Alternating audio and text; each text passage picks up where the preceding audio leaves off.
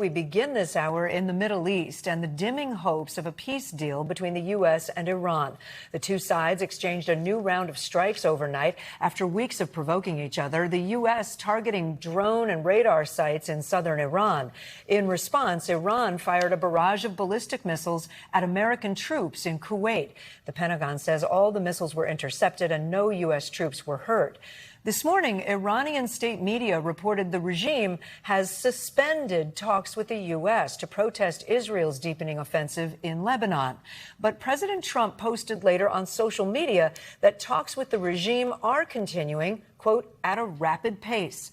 Joining us now, NBC News chief foreign correspondent Richard Engel in Tel Aviv, Israel, and NBC News White House correspondent Monica Alba. Monica, we'll start with you. There has been a lot of different information coming out of the White House from President Trump. He's done a series of interviews. What do we know at this hour? Yeah, and you're right to point that out, Kate, because it is painting a little bit of a confusing picture over the last few days. We've heard from the administration that they are very close to this potential tentative framework that we thought the president was reviewing. He said himself publicly that he was going to be making a final determination on that in a Situation Room meeting on Friday. Then over the weekend, it seems like that was not what was going to actually take place, that the president was seeking to refine some of the terms there. And then today he spoke to our own colleague, Garrett Haake, and responded to reports that Iranian negotiators had walked away from the table, saying that he was okay with that, that in fact the negotiations could be stalled, that the U.S. could wait Iran out for an undetermined amount of time, and that he wasn't too concerned with that.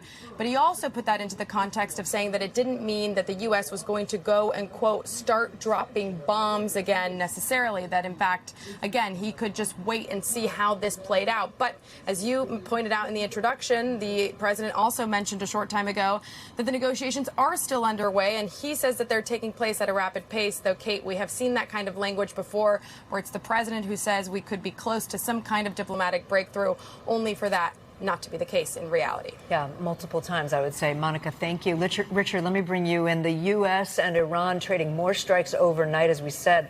What can you tell us about those? So those strikes are only part of the story. There is the diplomatic piece you were just talking about, where President Trump says that it's okay if talks are stalled, and then moments later says that talks are ongoing. There were the new clashes that took place overnight and earlier this morning, with the U.S. attacking command and control sites, radar stations in Iran, on an island and on the mainland. Iran firing 2 ballistic missiles at U.S. forces based in Kuwait, those being shot down by American air defense systems, no casualties.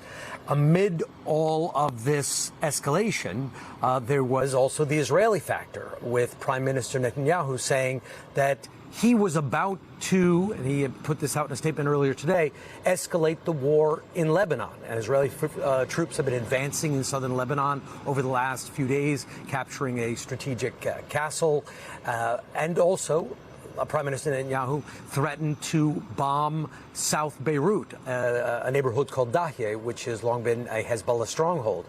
The strikes, however, didn't take place. All day we were watching to see if there would suddenly be explosions all across Dahye, and many people in Beirut were also nervous that they were imminently coming. And President Trump, a short while ago, said that he has spoken with Netanyahu and that Hezbollah has agreed to a ceasefire. Now, in theory, there is already a ceasefire in place in Lebanon, but it hasn't been holding. And a member of Hezbollah, a member of parliament in Lebanon, said that the group has committed to a full ceasefire on Lebanese territory, that Israelis and the Hezbollah militia will stop shooting at each other. So we do seem to be moving 1 step forward, 2 steps backward, 2 steps forward, 1 step backward. And it is very hard to know if we are heading more toward war or heading more toward peace.